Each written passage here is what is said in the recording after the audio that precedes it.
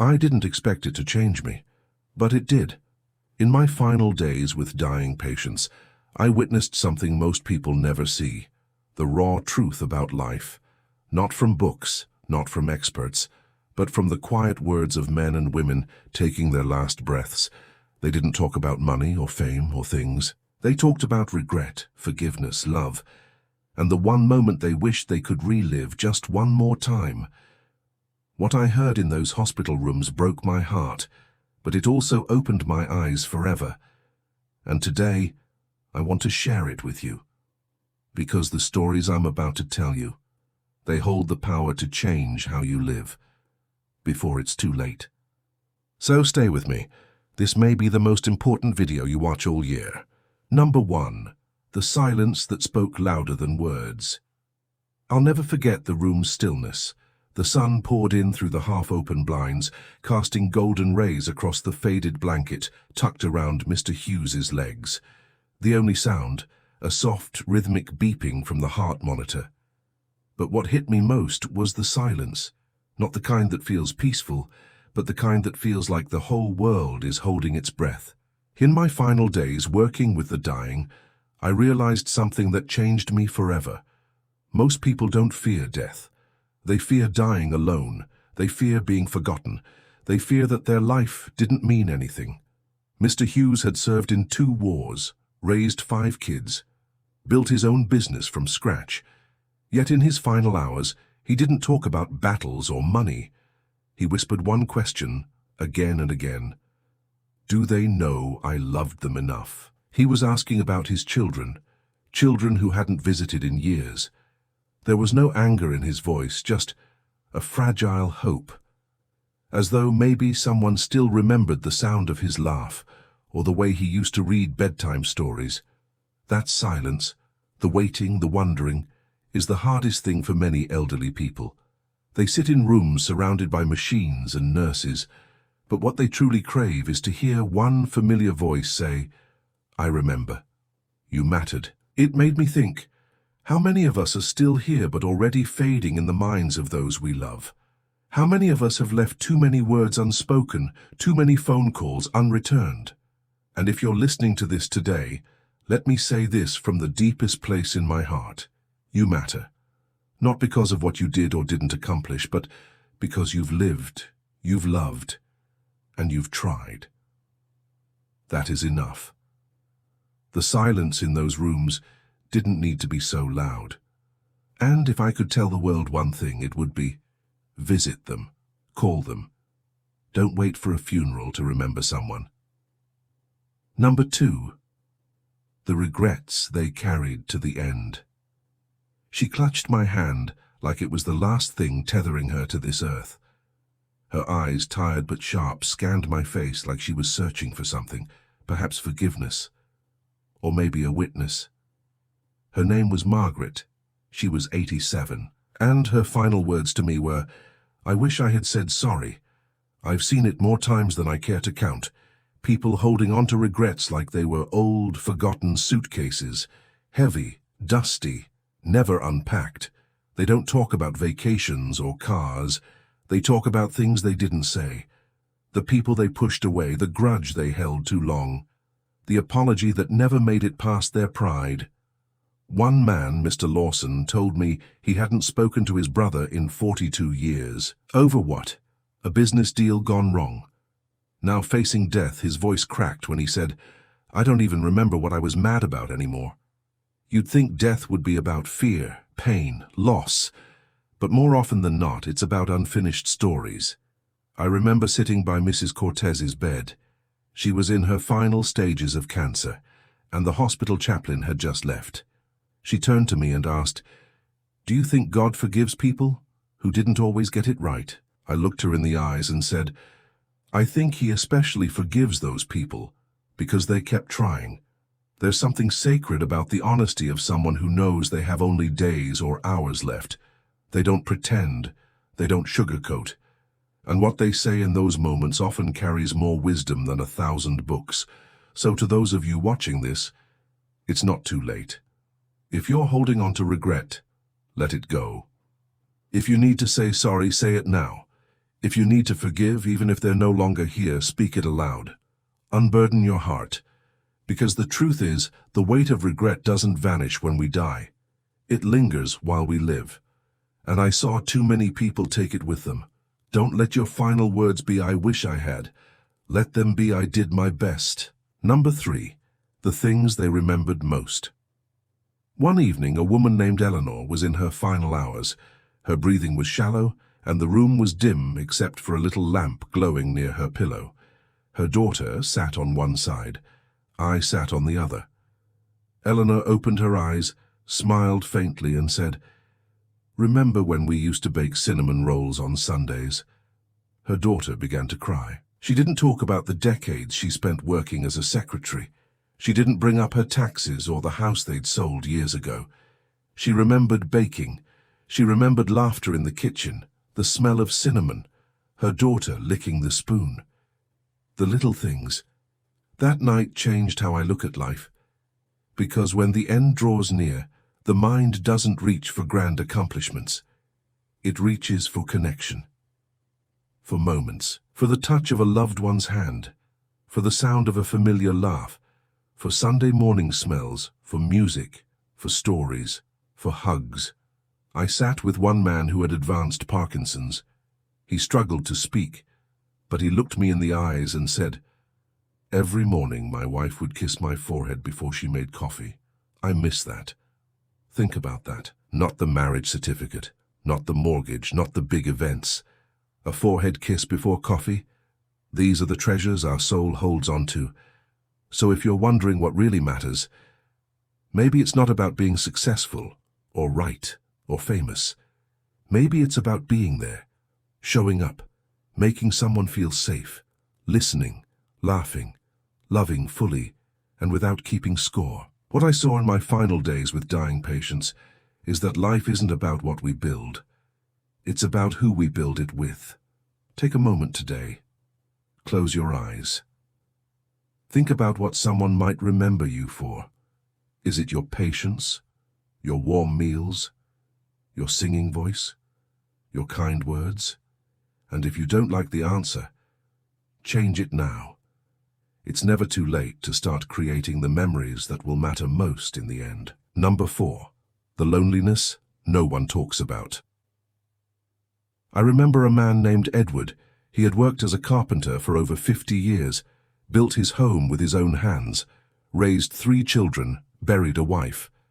And when I met him, he was lying in a quiet room with no one visiting day after day.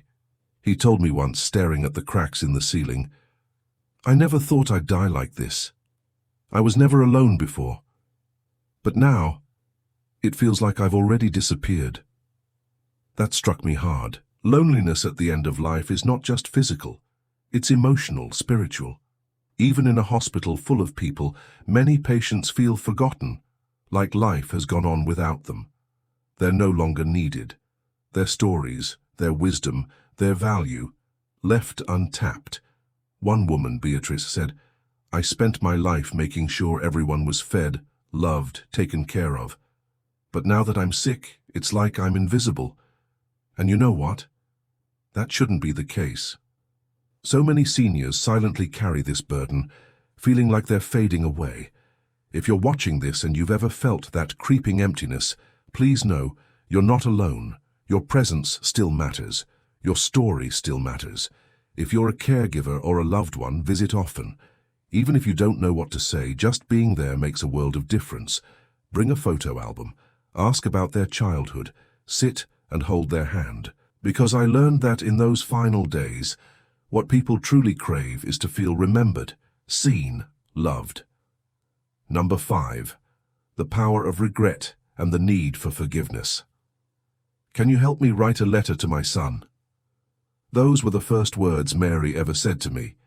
She was in her early 80s and had been estranged from her son for over 20 years. Her regret sat on her chest like a weight she could never lift, until her final days. Regret is something I saw over and over again, and not just over big things like broken relationships. Some regretted not traveling more, not spending enough time with their children, not saying "I love you" more often. But the most painful regrets came from unspoken words and withheld forgiveness.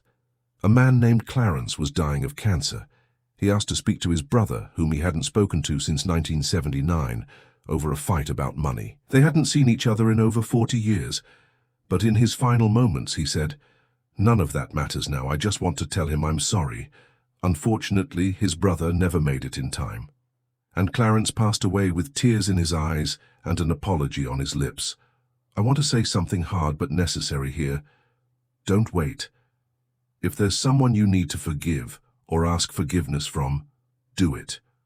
Don't let pride or fear stand in your way, because the older we get, the more we understand. Peace isn't found in perfect relationships.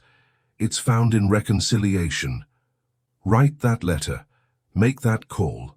Even if it's awkward, even if the other person doesn't respond the way you hope, you will be lighter, you will sleep better, and in the end you won't carry that burden with you. Number 6.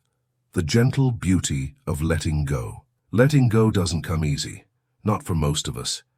We hold on to life, to routines, to old photographs, to people we love, and rightfully so. But in my final days with these patients, I witnessed something profoundly beautiful. The moment people found peace with letting go. It didn't happen all at once. Sometimes it came after a long struggle. Sometimes it arrived quietly, like a breeze through a window. I remember Janet, a schoolteacher, who spent her last weeks worried about who would care for her cat. Not about dying, not about herself, just her cat, Muffin. Every time I walked into her room, she'd say, "Did someone call the neighbor?" She promised she'd come get her. Then one day I sat beside her and said, "Janet, Muffin is being cared for. She's safe. You did your job."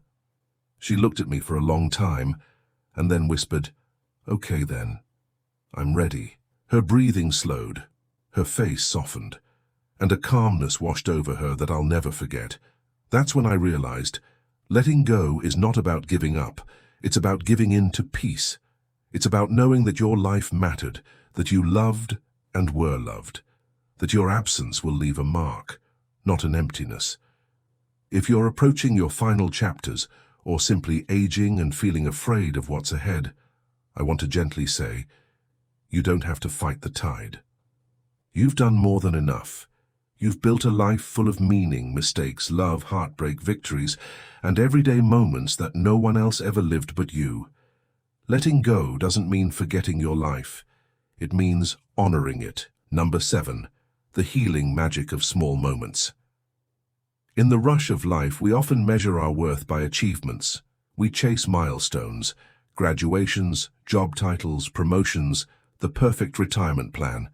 We chase them so fast that we forget to slow down long enough to feel the moment we're in. But when I sat beside people in their final days, people who knew their time was short, it was never the milestones they clung to. It was the small moments, moments so quiet you'd miss them if you weren't paying attention. There was Charles, a strong man once, now fragile. He told me, "The best day of my life. It wasn't when I got the big promotion or bought the lake house, no. It was a rainy day when my daughter was 5. She brought me a mud pie with twigs sticking out of it, smiled with pride, kissed my cheek and said, 'I made this for you, Daddy.'" He paused, his eyes misty.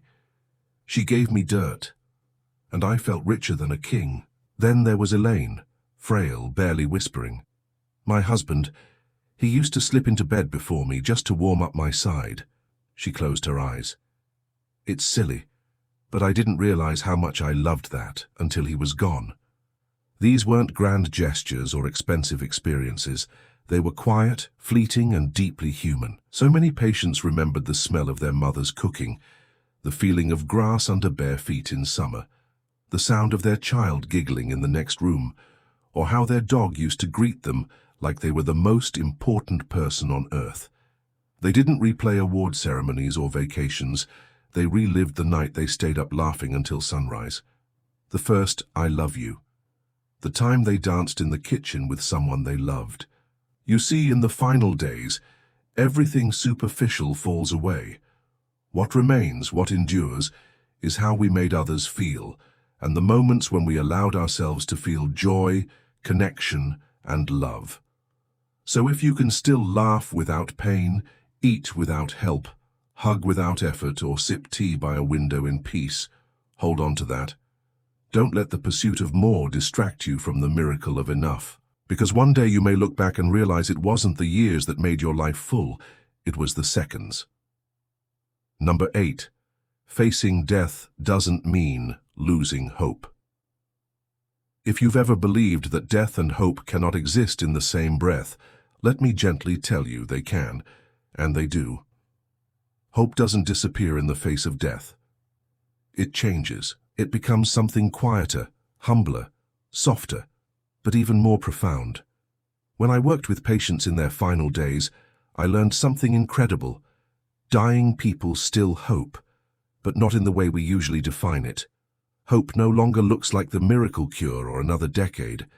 Instead, it transforms into something simpler, the hope to see the morning sun, to hold a hand, to hear a loved one's voice one more time, to forgive or be forgiven. I remember Harold. He had lung cancer and knew his time was short, but when I asked how he was feeling, he smiled like a boy and said, "My nurse brings me chocolate pudding every Tuesday. That's what I look forward to now." His voice was filled with genuine joy, not bitterness, not fear, joy. Then there was Rosalyn, a deeply spiritual woman. She didn't pray for a miracle, she prayed for peace. Her final words still echo in my heart. "I'm ready. Tell my daughter I love her. She was always my greatest hope." You see, hope isn't extinguished. It evolves. Sometimes hope is finishing a letter. Sometimes it's having enough strength to say goodbye. Sometimes it's simply hoping that the people we love will be okay when we're gone. Even in their last hours, I saw patients crack jokes, sing lullabies, reminisce about first dates and childhood adventures. One man, even while unconscious, reached for his wife's hand as if to say, "I'm still here." Hope lives in those moments. If someone you love is nearing the end, or if you're facing your own final chapter, please know, hope still belongs to you. Because hope is not about the future, it's about the present, the dignity to live with grace, the courage to let go with love, the peace of knowing your life mattered. There is beauty in every breath, and as long as you're breathing, you are still living. Number 9. What the dying taught me about living. The greatest lessons I ever learned didn't come from a textbook. They came from the quiet, dimly lit rooms where people were saying goodbye. And they didn't just teach me how to face death. They taught me how to live. After so many conversations with people on the edge of life, I began asking myself questions I had long avoided. Am I really living or just existing? Am I choosing love over ego? Am I chasing success or meaning? Am I truly present with the people I love or just near them physically? It hit me hard because I realized how often I postponed joy, how often I said someday to things I cared about, how often I held grudges, bit my tongue, or let fear win. But the dying? They had nothing left to prove. They had no time for pretense. What mattered to them was crystal clear. One woman told me, "I wish I had hugged my son more. I thought he'd think I was soft. Now I'd give anything for just one more hug." Another man whispered, "I spent decades building my business, but I missed watching my kids grow up." Don't make the same mistake. They taught me that life is not measured in achievements. It's measured in connection, in presence, in love. They taught me that the time to forgive is now. The time to say I love you is now. The time to create memories is now, not when the calendar is clear or the bank account is full. They showed me that stillness is sacred, that quiet mornings, long walks, shared laughter, and deep conversations are more precious than anything money can buy. So if you're still here, if your heart is beating and your lungs are breathing, please know this. It's not too late. It's not too late to soften, to change, to reconnect, to love with both hands. You don't have to wait for a diagnosis to wake up. You don't have to be dying to start living. Because every day you wake up is a gift. Every sunrise is a miracle. Every breath is a chance to begin again.